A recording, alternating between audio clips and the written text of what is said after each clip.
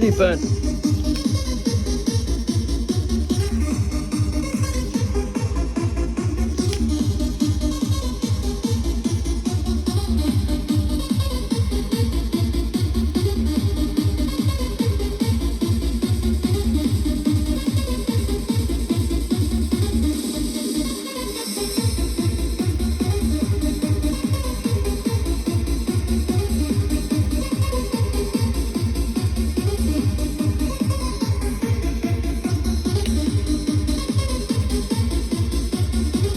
Where did I put that picture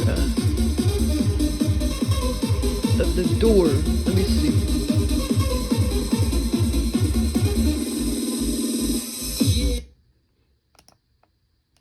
Okay, so I know that aliens put some implant in my forehead. That was about, I don't know, like maybe 10 days ago. Yeah, it was on my right side of my forehead. And like I kept feeling like it was a zit. But there was like no bump or anything and no sore or anything, but it kept feeling like a zit. And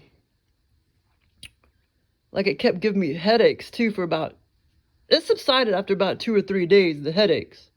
But I know they put some kind of implant in my upper right forehead because there was no zit or anything. And it was like one Saturday morning I woke up, it was about a week or two ago. But I know they did that. So anyway, yeah, like I've been having crappy experiences like lately, not very memorable ones. And so I was talking to Joel or whatever. I was talking to my buddy Joel, and you know, I just think they can control like how much you remember and blah blah blah blah. So I told him to give me better, you know, experiences because I had been getting crappy ones lately. So I did get really two really good ones yesterday and today. But I'll talk about the one this morning first. But yeah, it was fun. And but yeah, like there was no zit that ever formed. It just was like sore. And it kept giving me weird, like when you get a zit, it doesn't give you headaches like that. But yeah, I know they put some kind of implant in. And then I was in the bathroom and I saw this big, like, see, I can see like blue lights, like frequencies, you know, in the air, like psh, blue, silver, white. And I saw this, but it was big. I saw this big, like, you know, light frequency, you know. And then, was it Tora or, no, I think Goldie was in there. And she saw it too, because she was like looking. But anyway, so I don't know if maybe I can see things better now or something. Maybe they're putting an implant in so I could see things better, like frequencies or whatever, but I don't know. But anyway, okay, so, yeah, okay, so the experience I had this morning, and just yesterday, just last night, I was like, what is that little town in Texas they were talking about, where the tornado? I heard there was a tornado or whatever, so I looked it up, and so I had, you know, little town of Texas in my brain. So Joel basically took me to Texas via OBE VR Lucid Dream. He took me to Texas, but he didn't really tell me what city or anything it was. It was just a smaller town in Texas. It wasn't a big city, so that's how he programmed it in my scenario and in my brain. Okay, so basically, I went to the shopping. It started out going to a shopping center in Texas with restaurants and a mall attached to this whole shopping center. And the mall was more of like a mini mall, and the whole place was pretty damn busy when we drove up. It was busy, busy, busy. And the store that we stopped cockeyed in front of was Albertson's grocery store. And basically, Don, which is my sister's ex-boyfriend, he was in the scenario, and he basically took me and my sister, and he was also with his brother, to this shopping center. And Dawn was the one that was, well, in real life, they're exes now, but in the scenario, it's like they were still dating. My sister and Dawn. Dawn was driving us in a small white Tesla, a $60,000 version, not the $110,000 version. At first, I didn't know what kind of car we were in until later in the scenario. As we pulled up to the shopping center, I saw, now at that time, it was like me, I think I already said that. But anyway, me, my sister, and the boyfriend, and then the brother, and it seemed like there was maybe one other person. But anyway, as we pulled up to the shopping center, I saw Albert, wait a minute, hold on. Okay, at first I didn't know what kind of car we were in until later. But anyway, as we pulled up to the shopping center, I saw Albertson's grocery store on the right. I was thinking, wow, I really don't want to be here. And also I was thinking, it is the day before we have to go back home, and I just want to chill back at my aunt's and uncle's house where, you know, like where we are staying. But anyway, there we were. So Don and his brother was taking us here. And Don in real life, you know, was my sister's ex-boyfriend. And in the scenario, the current boyfriend. Okay, I had these thoughts like, what am I going to buy while in the store? And this is when I realized I felt helpless because I did not have my wallet on me, or my purse, or my phone. Those three things specifically, I didn't have with me. Don was driving and we were the passengers. Me, my sister, and the brother, and there was possibly one other person in the car. We drove around past the front of Albertsons. Oh, and by the way, when I looked up at the Albertson sign, it was kind of like green fluorescent lettering. And so this is where it started. We pulled up, we're in the white Tesla, but I didn't know what kind of car we were in at first. And then we just kind of pulled up here and sat for a little while. And then we drove on. And this whole shopping center was busy, busy, busy. And then we drove on over here, eventually, and over here, and we parked for a while, right here, along the curb, really, along the curb. But anyway, so, my drawing's not very good. So anyway, okay, so, but anyway, so when I looked up at the green, at the Albertson sign, it was kind of like light green, like fluorescent, you know, that illuminated the lettering. Then we came to the corner of the whole shopping center and just sort of parked at the curb for a while in front of the small mini mall that was in the corner. At that time, it seemed like just me and Dawn was in the car and I was in the passenger seat. That is when I knew we were in a brand new white Tesla, and I had visions of it. It wasn't the $100,000 one, but the smaller $60,000 one.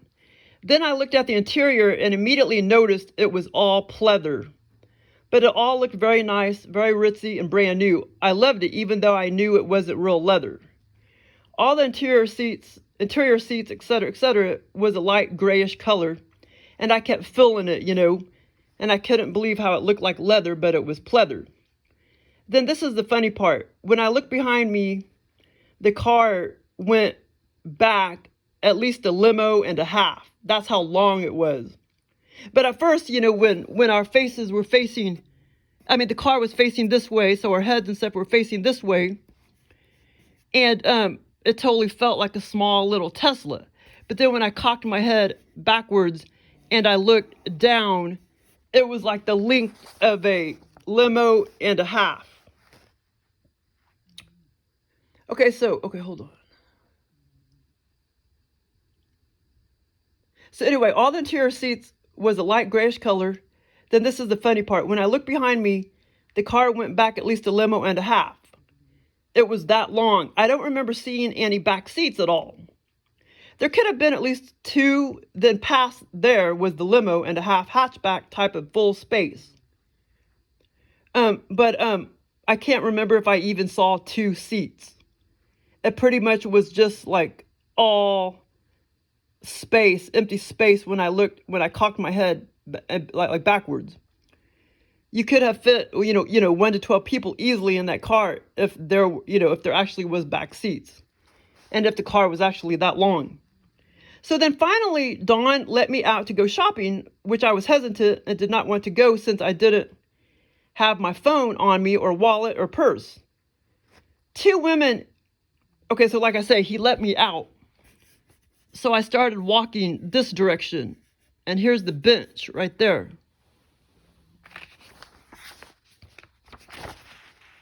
Okay, so, okay, hold on.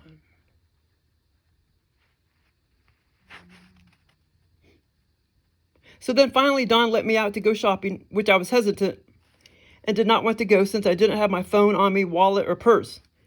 Two women immediately called my name to come over there where they were sitting on a bench in front of the small mini mall. I was shocked and immediately walked up to the two women that I knew from over 20 years ago. And I was thinking, how did they remember me and how did they remember my name? They recognized me immediately. I totally recognized them when I saw them up close. And even in real life, like right now in 3D, they still seem very familiar to me, but I have no idea who they really were. They could have worked at the DMV or something a long, long time ago, and Joel placed them in my scenario. But they both still seem very familiar to me, and I don't know who the hell they were. They were good looking. One of them was a little older than the other.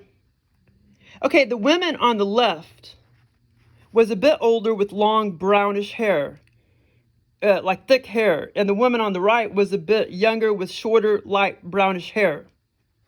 And it kind of like went back, like, I don't know, just kind of feathered back.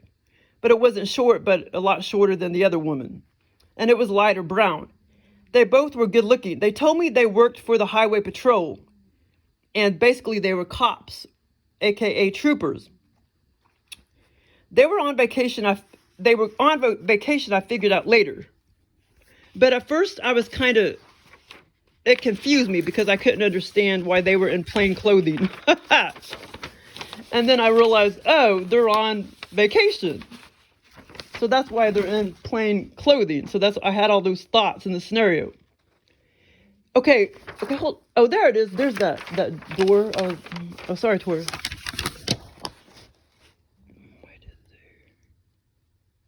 Oh, wait, hold on. Yeah, they were on vacation, and that's why I figured out later that that's why they didn't have their uniforms on. It seemed I was a bit confused at first because I couldn't understand why they had plain clothes on, and that is when I realized, oh yeah, I am on vacation, and so are they. And then I saw my high school friend who was actually born in real life. She was born intersex, and she was 6'3". And so in the scenario, she looked exactly the same. Like she was 20 years old back when I knew her, but I mean, she looked 40. And so in the scenario, she was still, 20 years old, but looked 40. And she was 6'3" in the scenario. So in the scenario, she looked 20, but even back then when she was 20, she looked 40 or older. She walked by going into the mall, and in the scenario, she was 6'3" in the scenario. And I told my two cop friends, hey, that is Michelle Derringer. I was like, wow, it's a small world, isn't it? They both agreed too. I told them, what are the chances of seeing you and her? I told them, what are the chances of seeing you guys and her in this small Texas town? And by the way, these were the coolest, nicest women ever. And I asked the women, isn't it scary pulling people over? So anyway, this is where Michelle Derringer started walking up into another shop. She walked by us, and I was like, hey, this is me right there. And here's the two women. Here's the mini mall. I told them, hey, I just saw, Michelle Derringer walk up here. And I told her, I told the two women that she was my friend from a long time ago or whatever. But yeah, nobody, I guess, really realized what she was, but she had big old man hands, big old man feet, big old head. She was intersex. I don't think she had a dick. I'm pretty sure she didn't. But she was totally intersex. She was way more man than she was woman. Okay, so anyway, okay.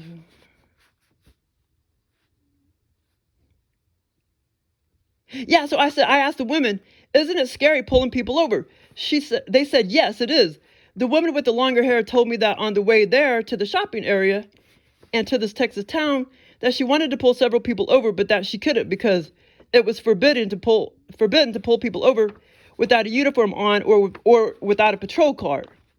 Then I had looked down at some paperwork which said the older woman was a grade 50. I had this paper in my hand and it said the older woman was a grade 50 and the younger woman was a grade 26. So in my head, I was wondering how much they got paid. It was like they were on a government grading system. I knew that made sense since the older woman probably had been a trooper longer, so of course she's going to be a higher grade. I still can't get over how familiar those two women look. And I'm pretty sure they didn't tell me their names because if they did, I'm pretty sure I would remember because I remember 99.9% of the scenario. I feel like I remember like 100%. I'm pretty sure I would remember if they told me their names. You know, their made up names or whatever. But Joel didn't program it like that. Then the two women told me they like to hang out at a men. I know this is kind of weird. The two women told me, the two highway patrol troopers told me they like to hang out in men's parking garages. So basically that's why they were there. They like to hang out at men's parking garages. Joel is funny. Joel, the reptile, he's my reptile alien buddy that gives me all these experiences and gives me all the sex and shit. Okay, and they proceeded to walk into the mall and walk down some stairs, and I was curious, so I followed them. Oh, and two, I told Joel that he better make me remember all the details of my experiences because for the past month, I've been getting nothing but shitty ones and can't remember anything. And so I know I'm right. The aliens can control how much you remember. Because lately, like I say, I had been getting crappy experiences except for this one and the one that I had yesterday to the mansion on East Sunshine Street. And I even asked him to take me to the mansion on East Sunshine Street, you know, among other places, like to that other mansion that trumped all way down further on East Sunshine Street. Okay, so then I followed the two women into the strange small room. But first I saw my sister. So then I followed the two women into a strange small room. But first I saw my sister go up some stairs or a little escalator type thing into the department store. I told her, wait there and I will be done and I will come meet you after I follow these women into this, wherever they're going, into this little room. Then I realized it was an amusement park ride that spun you all around and did wavy motions up and down, side by side. Left to left, up and down, round and round. I proceeded to freaking hightail it out of there. Well, actually, the door closed. And I'll get to the other part later. The door closed. I proceeded to hightail it out of there and I ran to the opening, the big wide door basically. Then I realized it was locked as I tried to get out. Then I just proceeded to hunker down back to where I first was, several yards away from the door, the opening. You know, I went, back to where I was several yards away from the opening. And I shut my eyes and I just kind of hunkered down and I went for the ride. I did feel a lot of motions. In the scenario, I felt a lot of motions and stuff, but it wasn't necessarily spinning motions. And, but I do remember closing my eyes. And like I say, there wasn't a lot of spinning motions, but there was a lot of motions, like up and down, blah, blah, blah, blah. Just not a bunch of fast spinning motions. Okay, so now, but I did feel a lot of motions. And when I woke up, I wasn't sick or anything. Okay, so now I just realized as I was typing this, that this room was like a UFO. And I just realized that when I was typing it at work. But the door was like oval. It was tightly sealed, like it was pressurized or something. It wasn't like a normal door, and it also had hinges. It had a bunch of hinges on it. But anyway, so okay, hold on. Okay, the whole room. Oh, hey Tora. Okay, the whole room and front opening was rounded. Yeah, I mean, like the whole room was rounded. It was not square. It was the whole room, it was just kind of rounded. It wasn't completely square. And then the opening was kind of, the door was kind of more oval this way. And it, like I say, it had hinges and shit. And I think Joel was trying to really like make it be a UFO or something. Okay, so anyway, the whole room and front opening was rounded and shut like no earthly door would shut. The door was also huge but ovalish from side to side. Oh, like I said, I think I already drew it, didn't I? Yeah. So this was the whole room and the door. And this was supposed to be the men's parking garage that the women went into. So the door was also huge but ovalish from side to side. And it was shut very tightly, kind of like you would see on an airplane door at the side of a plane, or in the side of a plane or whatever. Like it was like air pressurized shut or something, if that makes sense. And I knew the ride like that when I first got in there. When I realized it was an amusement park ride, I knew that it would make me dizzy. And that is why, you know, I already have dizziness problems. And in the scenario, I knew I had dizziness problems, so that's why I did not want to be in that room, aka UFO. And I was worried I would not meet up with my sister again, and that we would get separated because, you know, I did not have my phone, and I knew I wouldn't be able to call her. Like once I went into this, you know, once I got separated from her, I was just kind of worried that I would never meet up with her again. You know what I mean? That we would both get lost and separated or whatever. Okay, so anyway, so yeah, so like there's like a door. It looks like it's kind of, you know, that shuts real tight. I don't know if it's pressurized, but yeah, that's what it was kind of like. Wish I could find a better picture, but almost kind of like an airplane. You know, see how it's shut so tightly? You know, and I think it's pressurized or whatever. Okay, so anyway, so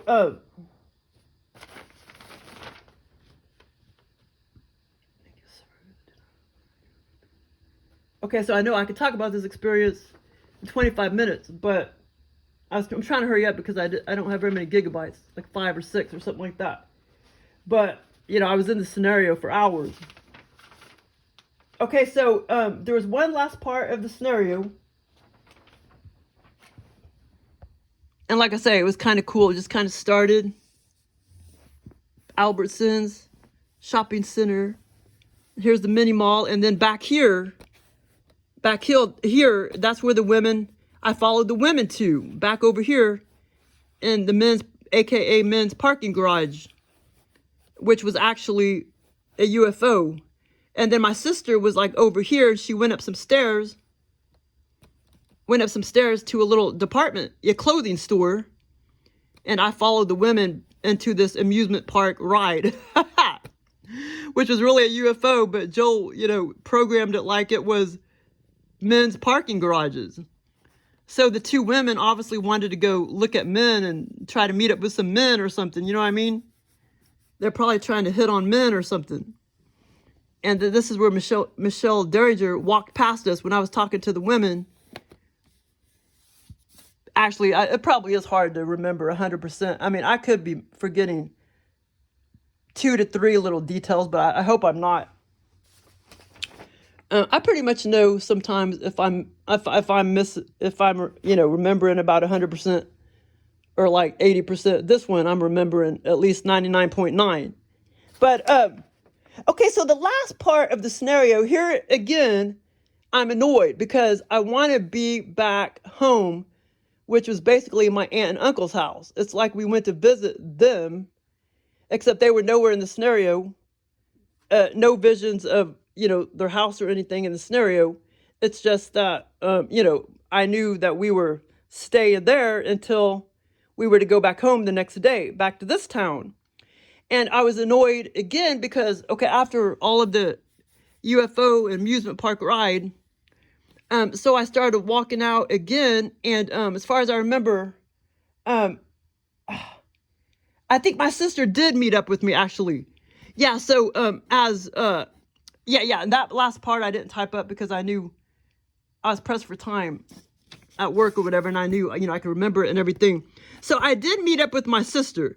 So after all this ordeal, we walked back this way, and then it was like me and my sister standing there.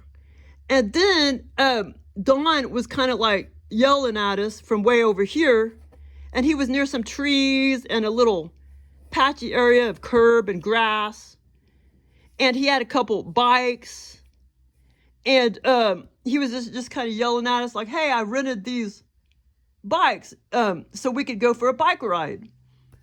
And here again, and he was asking us, do we want to go? And here again, I was annoyed because I just wanted to be back home to my aunt and uncle's house chilling, because I had to, go back home the next day. I knew we either had a long flight or a long drive. That part wasn't programmed. But that was basically the bike scene was basically the end of the scenario, when he was acting like, and he was also standing there with his brother. And he was asking us if we wanted to, go for a bike ride on those, rented bikes. But anyway, the whole experience was fun. The funny thing is, I never did actually go into the store. I just had thoughts of, well, crap, what am I going to buy? Because I can't really buy a lot of stuff at the store anyway. In real life, in the scenario, I was kind of like, okay, well, what am I going to buy? And I knew I didn't have my wallet and stuff on me. But anyway, it was a fun experience. But these women, man, I'm still trying to figure out who they are, because they both were very familiar looking to me. And now, actually, as more hours go by, it's kind of like maybe they really weren't familiar to me. But that's I think that's part of what people call the mind control. Because in scenarios, or this is another form of mind control. They could put somebody in your scenario, and a lot of times they are people that in real life, like Michelle Derringer. But a lot of times, like, they're not. Like, they may be people that you've never, ever, ever, ever, ever seen before, but they just somehow create the people, or they're get it from your memory from, a million years ago, and that's why you can't remember ever, or, you can't remember, you can't remember them or whatever. But anyway, yeah, they both were like good looking, and they were just like the most pleasant, nicest people. And I think I already said everything, but okay, but I did say that about the implant and about the Texas. That's why he took me to Texas, because I just, the little town in Texas, because I just had that very words in my brain last night. Let me look up this little town in Texas. And I forgot what the name of it was, but that's in my brain too. So he could have programmed it with the actual name of the town where that tornado was. And of course, my aunt and uncle, always lived in Texas, and he's given me many experiences at their home and stuff in Texas, at their mansions and crap in Texas. But anyway, so that was my fun experience. And then I had another blast one yesterday morning, back to the mansion on East Sunshine Street. But anyway, but yeah, and then of course I'm not surprised he put a white Tesla, because I did have Teslas on the brain lately, and white ones too, you know what I mean? And then I've been seeing them a lot in this town. Okay, well, thanks for listening.